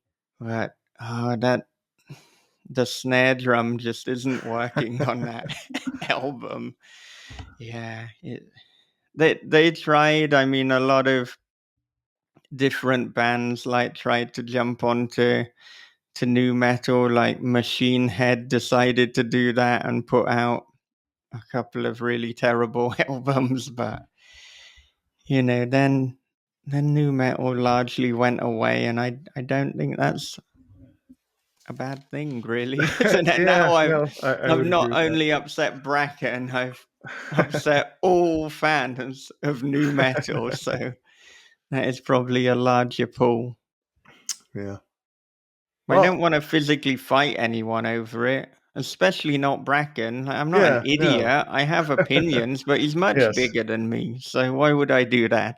Yeah, no, this is just a peaceful dissing of of Yeah, records and bands, yeah. yeah, yeah. We've got a number of Patreon questions, so I want to Oh, jump into those now to make sure the that we first give one's from them. Lars Ulrich. No. Yeah, that would be something. The first question is from Jeremy, and Jeremy would like to know: have you ever had a supernatural experience that changed the way you write and interact with horror? Whoa. It's a Uh, hell of a yeah. question. No, definitely not. Yeah, I don't think I've ever had a ghost experience or supernatural experience. I mean, uh, once we were kids, we were messing around with a Ouija board, and it spelled out like a message that was upsetting, and we freaked out. But then like when I was a teenager, my dad worked at Parker Brothers, and I helped mass produce Ouija boards. So that kind of lost. I lost some of the fear of Ouija boards after that. Um, yeah, no, I I haven't had a supernatural experience, and I typically like when asked, because we're horror writers are asked often like if you ever seen a ghost, do you believe in ghosts? And my pat answer is usually, like 95, 97% of the time. Like, I don't believe in that stuff. But like there's the 3% where like if I have a terrible dream or I'm alone in the house and it's dark, and then the next day I'm like, oh, you're such an idiot. I've said that answer so many times, and in the presence of Stephen Graham Jones, he got sick of me saying that. And on a panel, he said, "You keep saying that, but like, if you say you believe you believe 97, don't believe 97% of the time. Does that mean you believe 3% of the time? So you do believe?" And it was yeah, it was I had no comeback to that. One, because I know Stephen hates math. Like he hit me with math. It was like, whoa, below the belt, Stephen. So yeah. So the short version is like, no, I don't have an experience that sort of changed the writing. I'm kind of glad I haven't. I don't want Yeah. one. Yeah, well, I was going to ask, do you want a No, super? No, you've no I do desire not. for that. No, no. And so to kind of test the 3% and maybe see if we do or don't get it to 4 or 5. Yeah, yeah, yeah. Yeah, if somebody said, we will pay you a significant sum of money for you to stay in this purported to be haunted house, and a lot of bad shit Yeah, apparently went on. This isn't a mild haunting. yeah, yeah, yeah. There's some serious haunting, but it's serious money as well. It's like, the money you got from cabin. Now I don't know, but this is what they're saying. Yeah, yeah, yeah. Well, we're gonna double that. So there you go. There's some math. I was gonna add Yeah, another. No, we'll just double it. yeah, yeah. So are you gonna stay there? No. The annoying part is like, I would say like it's bullshit. I don't believe in it, but yeah, no, I'm not gonna stay overnight in that thing. Well, yeah, I mean that's a decent chunk of money. I mean, if we But triple it, does it yeah, change the answer? well, I mean because it's like so theoretical, I would easily say no, but I mean I would have to like seriously consider it. See, Yeah. if you were offered double money and you said no, how do you think your wife will react to this knowledge? Yeah, if this is like a real life thing, yeah, she'd be pissed. Yeah. Yeah, like, 'cause I don't know what percentage she believes Yeah, in the yeah. Right. supernatural. Like, Yeah, if no. she's like a 98 percenter and really believes, then she might be relieved. But if Yeah. she's a 1 percenter, Yeah, I'm not sure. I think she's probably in the same range that I'm in, though. Yeah. yeah. Actually, no, I take that back. She definitely believes in ghost stuff. No, actually, retracted. Uh, no, she believes in ghosts. And my daughter gets mad at me that I don't too. So yeah, they definitely believe in like weird ghost stories that get passed around, like the social medias. Yeah. Yeah, So do you maybe she remember would cut me that some slack. talking about things that get passed around on social media, do you remember when kind of email became a thing and there were these like weird chain letters that sometimes it would be like, I'm a girl who died 20 years ago, and if you don't forward this to 20 of your friends Yeah, also with Hotmail accounts, then I'm going to curse you. That's a weird time and a it weird was a weird attempt at time. the Yeah. cursed letter. I never succumbed to the cursed email. I didn't participate. Yeah. Occasionally people would forward one to me Yeah, and it's yeah, like, no, that is getting deleted. And yes, unless the so-called dead girl has got a very long game, then she has not yeah, turned up yet. But right. maybe tonight is the night. Maybe. Well, moving to a different question, Amber says, Paul's books have some of the best covers. Pallbearer's Club also had the amazing red lions. How involved in the design process are you? Yeah. Thank you for the question, Amber. Um, a little bit, like, but never enough to make me like dangerous and get in the way. Uh, with the Pallbearers Club, when I turned in the Word document, that's how I wrote it on Microsoft Word. Uh, it looked like the book looks like. Like, I went into text boxes and wrote in the marginal comments, or not the marginal comments, but the margin comments, as is. So at least it could say, hey, it was important to me to have my editor and other people read it just so they saw how it worked, as opposed to like having it not. Because I think it would have been really hard to visualize that it would have been necessary to print it that way. Um, Otherwise, for like cover art, they'll send some early mock-ups or ask for suggestions, but like very loose suggestions. So like I'm not too. I wouldn't describe myself as being involved, but I do appreciate that they'll ask my opinion and things like that. Yeah, and you said for this particular release for horror movie, you specified not to have a mask. Yeah, when they ask for like cover ideas, like someone might Yeah, have mentioned mask, like no, anything but a mask. I think I might even have said for this one, the first thing they sent me was the VCR tape. It was like, let's make it look beat up a little bit. Was like my suggestion, yeah, but that was about it. yeah. I wonder if previous releases, rather than saying what to do, if you've also said don't include X, Y, or Z. Yeah, no, I never really said don't include on other things. It was really the first time I was just like, no, I just knew I didn't want the mask on a cover. Yeah. Okay. Well, Tracy Kenworth says, I'm wondering what has been the biggest tool in your writing arsenal that has helped you push past the stubbornness that can happen in works. Also, well, in fact, the next one's a completely different question. So let's start with that. She's thrown in two questions Yeah. and presented as one. So yeah, the biggest tool that has helped with stubbornness, or I suppose writing blocks or difficulties. Well, the biggest tool that has helped me is John Langan. I had to work in some Right, sort of joke that there. that is one big That's a tool. great that's a great question. I mean, honestly, I think that the thing that helps me the most is what's the word I'm looking for here?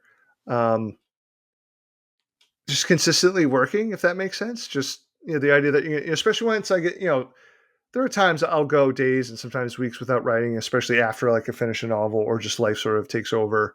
Um, but most of the time, especially when I'm in a novel, it's this daily thing, and that helps. The idea that I'm working on it day after day, because when I do run into problem areas, my brain is is I've helped train to put my brain into that daily sort of routine. So what I find happens is I'll solve most of my problems or blocks when I'm not writing. Like, I write and I'll do my thing. And then when I leave the keyboard thinking about, oh man, I'm not sure how I'm going to approach this next thing because I've been doing it, a daily thing. Like I find that, oh, my brain is still thinking about it when I'm not expecting it, and it'll give me a solution or give me an idea. Usually in the shower, or that's not a joke. It's just weird how that usually happens. But I mean, to me, that's sort of like the fun serendipity of working on a novel. Like I really enjoy the as much as it can be hard and frustrating, I sort of enjoy the marathon aspect of writing a novel. Like they always pretty much take me 10 months to 15 months to write a full draft. And I don't know, that experience of just living in it, most day after day is a part I really do, in retrospect, enjoy about it. And find that like long sort of experience with the story helps to serve the story too. Mhm.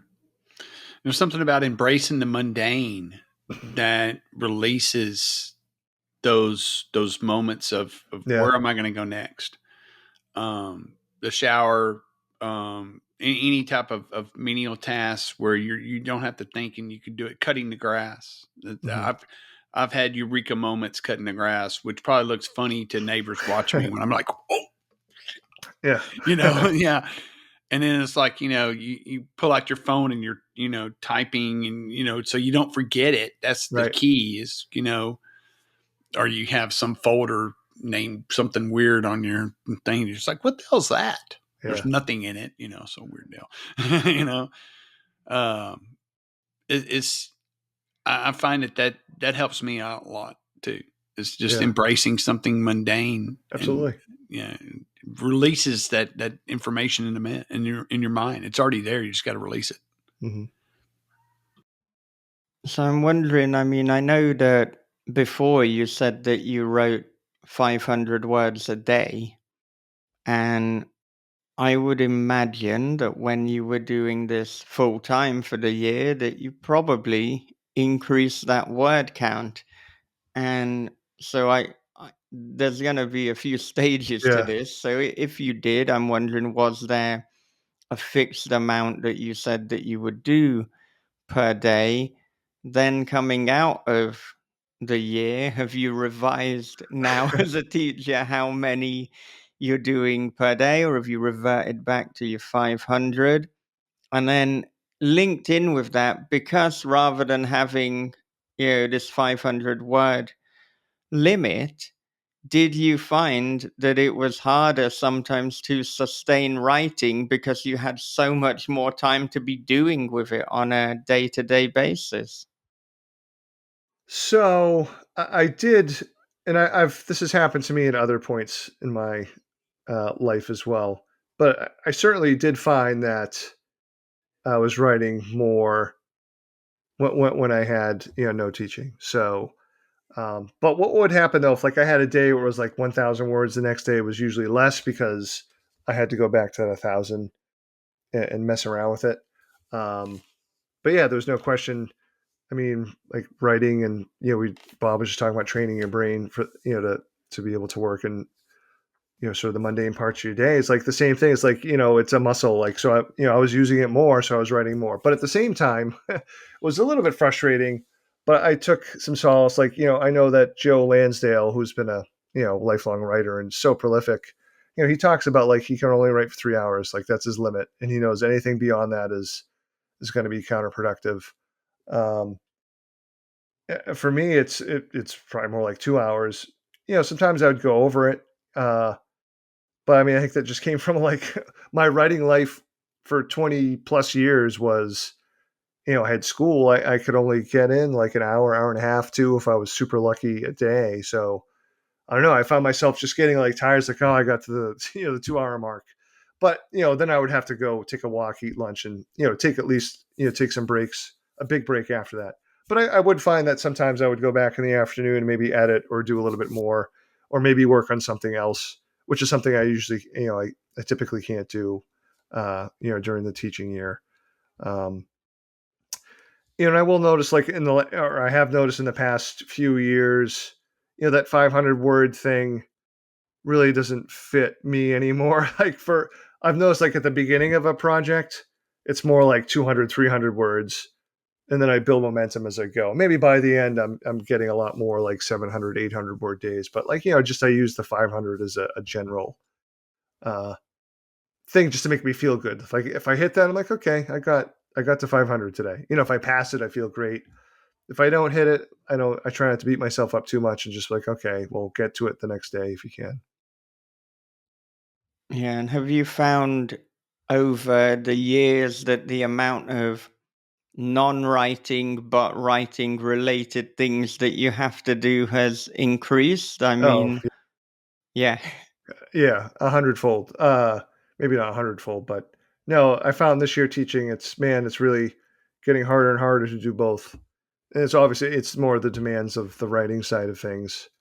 Whether it's social media or interviews, podcasts, which I'm happy to do, obviously, but also like, occasional like nonfiction asks or if people want short stories, and I can't say no to everything. I want to say yes to some things, but it can be a balance. It can be difficult, especially, I have a novel due in less than a year from now. I'm kind of freaking out because I'm nowhere near as far along as I would like to be, and I'm not going to get much writing done this month because I'm going on like a big national tour.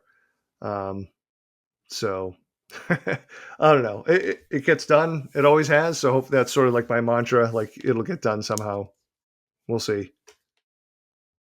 And I mean, since you were picked up by William Morrow, I think that was A Head Full of Ghosts. Over Yeah. that time, have you found that the marketing and publicity demands that personally involve you have increased? I'm wondering, particularly in this kind of more digital age, and I would say even post COVID, there's more and more things online. Have you found that more is being asked of you, or has it been a kind of constant?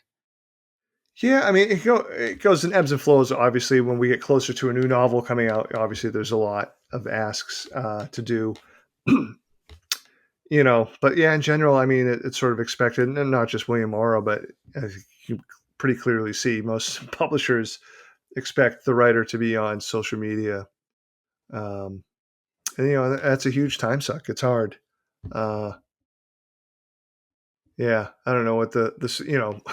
I joke sometimes. I dream of the day of leaving social media. It's not really much of a joke. I mean, I would certainly miss the personal connection I made with a lot of people. And I would probably do something secret to keep those connections. But I don't know. It gets to be a little bit too much at times.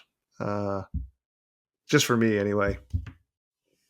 Yeah. Do you have specific times where you'll check in, or is it more just a constant throughout the day, periodically check the phone and Yeah, it's probably a constant periodically. If I'm at school, like if there's free 5 minutes or 10 minutes where it's not something I'm necessarily going to get writing done, let's check email or check social media. Uh, I mean, although I guess in some ways I check it less, like especially compared to the pandemic and things like that. I really don't check my feeds all that much. Like I just kind of check if people tag me and stuff just to try to make sure I'm answering if someone asks a question or if someone says something nice, I want to like it and say thank you. Those are things I try to keep up now, but like I really don't keep up with what everyone else is saying, which that's probably both good and bad. yeah, yeah. I will probably keep quiet on that, but yeah, there Yeah. are times where it's like, yeah, that didn't really enrich my life, but we Yeah. can we can move towards the next question from Tracy Kenworth, which is, for writers starting out, do you recommend that they start out with small presses and publishers? Do you recommend that they look at independently publishing themselves, or would you go Yeah. towards the bigger publishers and bigger markets? Yeah, that's hard question to answer because it's every writer's different. It's also like what every writer wants is different. Like for me, like I always wanted to try my approach was always to start at the top paying markets and work my way down. Um, especially coming from a math background, like the first stories I ever wrote was like these are really hard. Someone's got to pay me, or I'm not putting them out at all. Like I mean, that was sort of my approach to it. Even if it was just like $10 for the stories, like I had to have something. Um, so yeah, I mean that'd be my approach. But again, like what you may want out of writing and what I want out of writing are completely different things. And there's no one way to to success, however you quantify or define success. I do think self-publishing is a hard way to go. Maybe it's no harder than actually publishing with the big five. I'm not sure what the stats are on that, but I know the odds of hitting on self-publishing is low, but it's not zero. I mean, there are obviously plenty of success stories like Rob Swartwood and obviously Chuck Tingle, but Chuck is so talented, and he has built obviously, and even he talked about this at StokerCon, like he built sort of like a fan base through social media and through being super active, but not everyone can be Chuck Tingle, obviously. That's the hard part, is just finding the best way for your voice to somehow filter through all the noise. For me, often ways like if I feel overwhelmed by it, then it just becomes okay. What's the best story I can write? I think that's really sort of hopefully the default for everybody is worry about that first. Uh, you know, is this the best thing I can make it, and then try to figure out the other stuff. Yeah, yeah, I think that's definitely a good starting point. And, just the way that we're often built is to kind of jump 2 or 3 or 4 steps ahead, but, Yeah, just get the best story, then figure it out from there. But you don't yeah, need to keep going to the next step, although it's a very human thing to do. And Yeah. I mean, kind of linked into that, you were saying that different people are going to define success in different ways. So, I mean, how do you define success? Do you see yourself as successful? And does your definition of success kind of change when you get to these so-called goalposts so that it's kind of moving further and further Yeah. away? No, I mean, yeah, I definitely feel successful with my writing in some ways beyond anything that I would have imagined, just even like 10 years ago in terms of, I don't know, I guess the amount of people reading and having a movie made and stuff like that. Like, you dream about that stuff, but you don't actually think it's going to happen. Um, but yeah, but like then when you're in it, there are frustrations, there are things that you want to go better. But I also think that's a healthy thing. Like I would think it would be kind of hard to continue if you thought, oh, the best thing that's ever happened writing wise has already happened. So it's easy for me to say, like, it's easy for me to say that, like, yeah, to me, like, the success is sort of like the next book, making it like the best thing it could be. I'm sure if like no one was reading it, I'd be really bummed out. But at the same time, um, I take a lot of satisfaction from the fact or the idea that like everything I've written, I'm super proud of. Not that what other people don't write are super. I'm not trying to say people. This isn't the case for other writers. I'm just saying for me personally, like I've never felt like I've had to make a compromise. I've never had to make the Black Album. um, I'd be happy to make the Black Album. I will do the novelization of the Black Album if someone asks me. And honestly, part of it, I've always like I enjoy teaching and I've enjoyed it. Like, but for me, like part of it was like, hey, if no one likes this book, okay, I'll just write the next one. I have a writing job, and I can also say I did that. Like, my first two crime books tanked, didn't do well.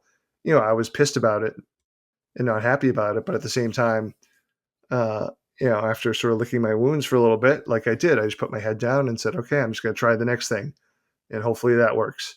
And I always looked at it as maybe in a mathematical way, like if you put enough stuff out there, those are little chances, little opportunities, and playing the odds. You put enough out, maybe something hits. And it's impossible to predict what hits. However you define hits, I guess we'll define it as like selling it to a publisher. Um, yeah, no. So I definitely do feel successful. Uh, yeah, I mean, I still have plenty of goals, and maybe some of them are impossible, which is fine. Like, because I'd be really worried that maybe there's some sort of if I made all my goals, that means there's somebody controlling the universe, like some hacker and made some character named Paul Tremblay, and this is how it had to work out. I don't want that to be the case. Am I making sense? It's You really are late. make It's you really are it's really make late on the East Coast now, so maybe yeah, I'm just like you're blathering making at a this lot point. of sense. And I mean, I always say that like each time you write a story, it's a ticket. It's a ticket to potentially making Yeah. it. So I completely relate to that. And we were talking to Chris Panettiere, and he's like, well, no, writing more, nothing bad will happen, and you'll probably get better. So Mm, just keep writing, and that's a much you'll better answer increase than I the. gave. Yeah.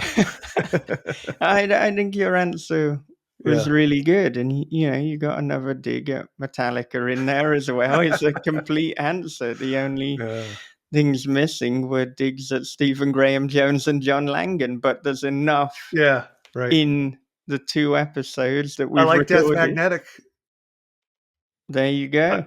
Death Magnetic was a good record by Metallica. That Uh, was, it was a great as album. memory Yeah. serves, that was kind of the return Yeah. towards Yeah. Yeah. thrash metal. I think that was the 2008 one. That was Right. like, okay, we made Saint Anger. We're very sorry to everyone, apart from Yeah. Bracken McLeod, for doing that. But now this is our intention, and Yeah. yeah, they've gone forward to make thrash metal, and that's a good thing as far as I'm concerned. But Yeah. as we said before, Metallica do not care what I or anyone else Yeah. thinks. They No. have got enough money that they're presumably rolling around on right now because Right. that's what they do with Yeah. it. To be clear, our comments are the equivalent of like a 1-star review on Goodreads. Something to be ignored. Yeah. Yeah, exactly. Well, I mean, you said that you've got a great deal of goals still. I mean, I think, yeah, everyone does. When we make a Yeah. goal, we find a new one. As you say, if you didn't, then you might as well stop writing because you're like, Right. well, completed it. But, Yeah. are there any goals that you have that you'd be willing to share? Um. Sure. Like, I don't know. Like, I mean, I would love to write something that, while still having horror elements. I would love to be like up for like the Booker Prize or a National Book Award or something like that. Without like necessarily saying like, oh, my stuff deserves that. I'm saying I would like to write something as good or something that would be considered for that. I mean, that's you know that'd be something. That'd be something. uh, yeah, I don't know. Otherwise, actually, but although like there's definitely a part of me that secretly has a goal of, oh, okay, like things are made enough money. The kids are through college. Don't have to pay for that anymore because it's really expensive. I'll just sit in the couch and watch all the movies and TV shows I want to watch and be done. But I know I probably would not be very happy doing that. But I can't deny there's not like some weird little desirability to that notion. I mean, there's probably a kind of halfway house in terms of that goal where Yeah, if you're full-time writing, if you make enough money, then you can give yourself a summer holiday and a Christmas holiday, so you're writing yeah, full-time but you've baked into it the vacation that comes with being a teacher without the marking. yeah. I like it. All right, that's my new goal. Yeah. Okay, we've created a new goal right here. Mhm. And I mean, you said that you've got another novel that you're working on that has a deadline in less than a year, which Yeah, apparently I decided was a nice thing to remind you of before you go to yeah. sleep tonight. But I mean, can you tell us anything about that or other forthcoming projects? So, excuse me. I can tell you more about the book that's done. Uh, so it's a middle grade novel, and it's called Another, and it'll be published in the U.S. next summer in 2025. And I wasn't planning like a pivot, like a career pivot to middle grade, and I'm still not. I just happened to write. I just happened to have the idea for this book. And it features a 11, 12-year-old protagonist. Um, and I don't know. I really enjoyed the book, and it became something I wasn't expecting because it start. I'll say this: it started with this image of a really lonely 11, 12-year-old kid. And a strange old guy shows up at his house with like a burlap sack, and he's like, "Oh, I have your new friend inside here." And this is not how it's written, but this was how it started in my head. And he opens the sack, and it's this like mannequin-looking boy made out of clay. It's got clothes on, but like the mannequin part of it is, not eyes and just like the imprint of eyes or like a little bump of a nose kind of thing.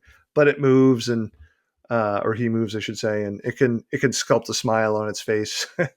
um, and then things like as that kid stays with this other kid, like he starts becoming a little bit more lifelike, and things get weird or weirder, maybe I should say.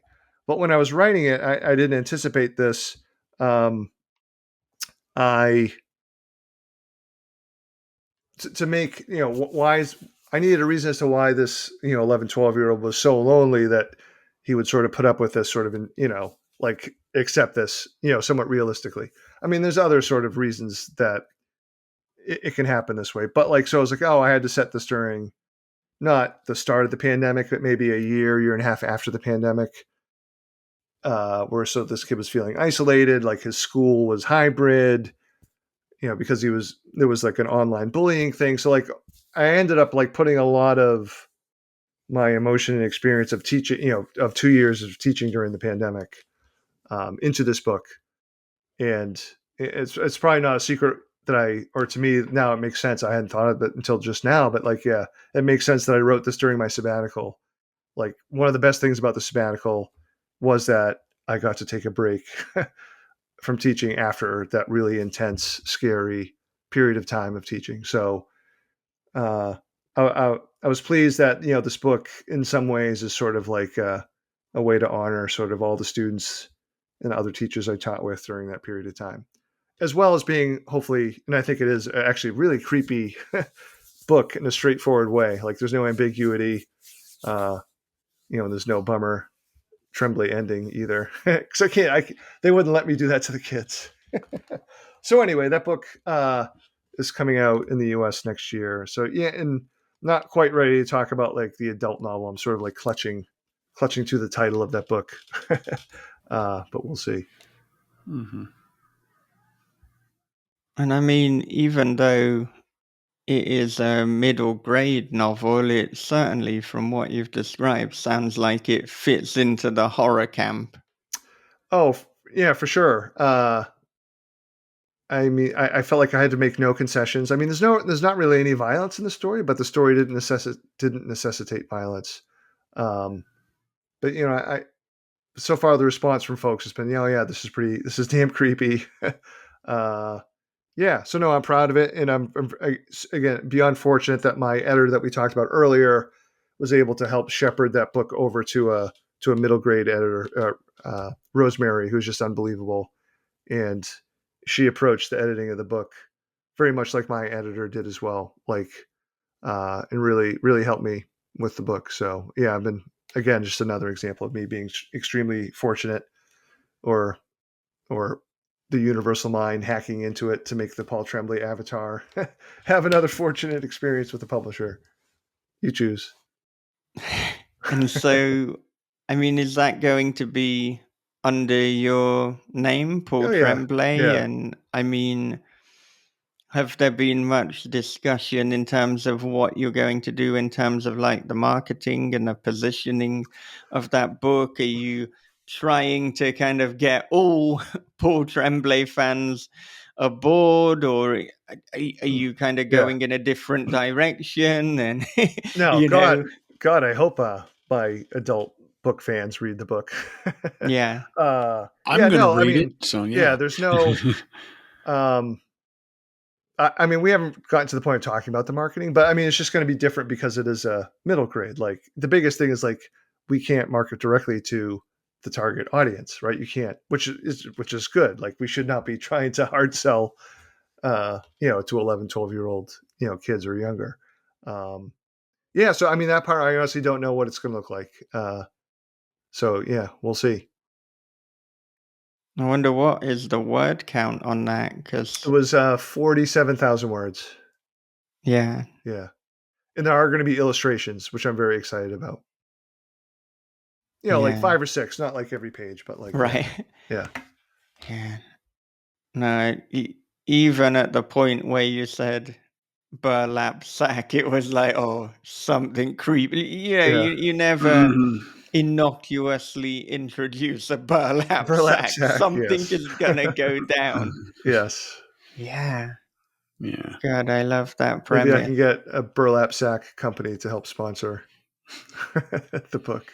I mean, stranger things have Yes. happened, so there's, Mhm. yeah, a You could have possibility the most there. idyllic scene in the world, and sun shining and birds flying and butterflies and just beautiful and everything and hazy.